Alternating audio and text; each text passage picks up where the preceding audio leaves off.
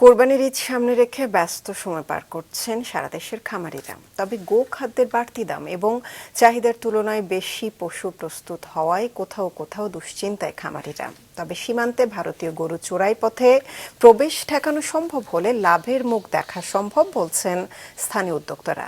ময়মনসিংহ, টাঙ্গাইল ও ঝালকাঠির রিপোর্টারদের তথ্য ছবিতে ডেস্ক রিপোর্ট।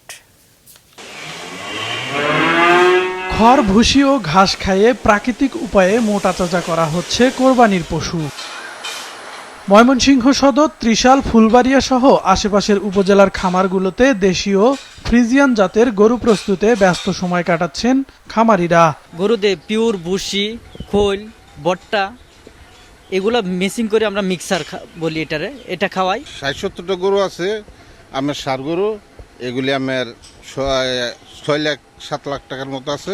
আমাদের চাহিদা হলো ৮,৮০,০০০-এর মতো, অর্থাৎ আমাদের মানুষের জন্য অতিরিক্ত ৪৫,০০০ গবাদি পশু আছে, যেটা পার্শ্ববর্তী জেলার চাহিদা পূরণে সক্ষম হবে। বর্ডার এলাকাতে যাতে কোনোভাবেই অবৈধ গবাদি পশু প্রবেশ করতে না পারে সেই ব্যবস্থা নেওয়া হয়েছে। টাঙ্গাইলেও ছোট বড় খামারে চলছে পশুর শেষ সময়ের পরিচর্যা। তবে গোখাদ্যের অস্বাভাবিক মূল্য বৃদ্ধিতে বেড়েছে উৎপাদন খরচ। গোখাদ্যর অনেক দাম, খড়েরও অনেক দাম। তো আমাদের সামনে যারা প্রান্তিক খামারি রয়েছি, আমরা এই আসন্ন ঈদকে অনেকেই আমরা শঙ্কিত আছি যে আমরা আসল দামটা আমরা পাবো কিনা। কোরবানির জন্য পশু অভাব হবে না এবং আমরা স্থানীয় চাহিদা মিটায়ে আমরা টাঙ্গাইল থেকে আমরা কিছু উদ্বৃত্ত অন্যান্য জেলাতে আমরা রপ্তানি করতে পারবো। অন্যদিকে মাত্র একটি গরু দিয়ে শুরু করে এখন ৬০টির বেশি গরু নিয়ে ঝালকাঠির রাজাপুরের ফারিয়া আক্তার ইলার এখন জমজমাট খামার। সেই খামারেও দেশি পদ্ধতিতে প্রস্তুত করা হচ্ছে কোরবানির পশু। ৬৪টি গরু লালন পালন করতেছি, তার মধ্যে 30টি গরু বিক্রি হয়ে গেছে।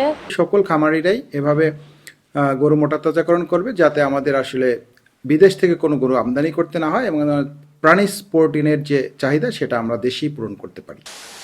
পশুখাদ্যের দাম বৃদ্ধি সহ বিভিন্ন প্রতিবন্ধকতার পরও ভারতীয় গরু চোরাই পথে দেশীয় বাজারে প্রবেশ ঠেকানো সম্ভব হলে এবার কোরবানির মৌসুমে লাভবান হবে স্থানীয় উদ্যোক্তারা, প্রত্যাশা খামারিদের। কাউসার আহমেদ, মাছরাঙা, নিউজ ডেস্ক।